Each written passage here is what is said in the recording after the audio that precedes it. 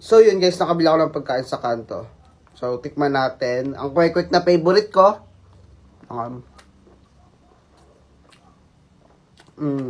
I-rate ko siya 7 out of 10 muna sa akin ngayon kasi hindi na siya mainit. I-keep din tayo dito.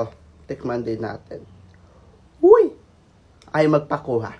So yan ang cute ng kikiam. Parang gentong kalaki yung uy! Di ka gaganyan.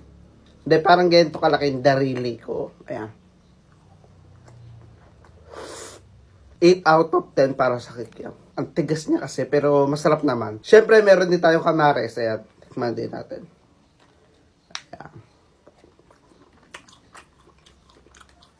9 out of 10 para sa atin ang kamares kasi perfect na perfect yung lasa rin ng suka niya. Grabe. Donut sa kanto.